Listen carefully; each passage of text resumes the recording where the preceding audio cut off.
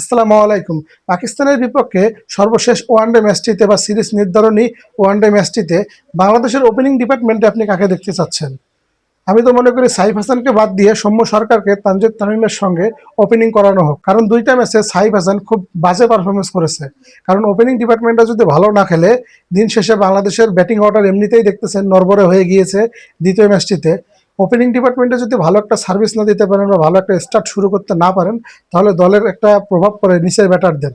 এ কারণে আমি বলবো সৌম্য সরকার এবং তানজিদ তামিমকে দিয়ে সর্বশেষ ওয়ানডে ম্যাচটিতে ওপেনিং করানো হোক। একবার আমি যদি পেস বোলারের কথা বলি, তাসকিনকে বাদ দেওয়া হোক। তাসকিনকে বাদ দিয়ে তানজিদ সাকিব অথবা শরীফুল ইসলাম, এই দুইজনের একজনকে আপনি একাদশে ঢুকাতে পারেন। আমি বলবো শরীফুল ইসলামকে একাদশে ঢুকানো হোক।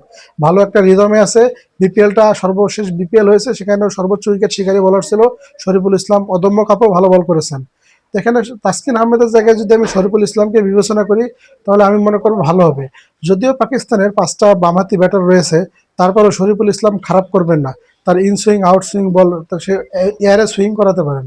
তার বোলিং ভালো হবে আমি মনে করি পাকিস্তানের বিপক্ষে সর্বশেষ ওয়ানডে ম্যাচটিতে। এই দুইটা পরিবর্তন খুবই দরকার।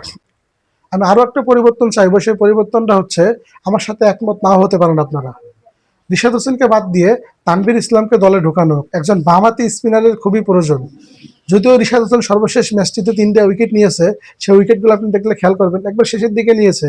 এই উইকেটের ভ্যালু কতটুকু আমি জানি না, কিন্তু তানভীর ইসলামকে আমি মনে করি ইকোনমিক্যাল বলার। সে উইকেট তো নেবেনি, সে একজন ইকোনমিক্যাল বলার। যেমন ওপেনিংয়ে পরিবর্তন দরকার, সাইফ হাসানকে ড্রপ দিয়ে সৌম্য সরকারকে ইন করানো, রিশাদ হোসেনকে বাদ দিয়ে তানভীর ইসলামকে ঢোকানো এবং অপরদিকে তাসকিন আহমেদকে বাদ দিয়ে দলে শরীফুল ইসলামকে ঢোকানো। এই 3টা পরিবর্তন সর্বশেষ ওয়ানডে ম্যাচটিতে বাংলাদেশের একাদশে খুবই প্রয়োজন। পাকিস্তানকে হারাতে গেলে বা সিরিজ জিততে গেলে এই কাজটি বাংলাদেশকে করতে হবে।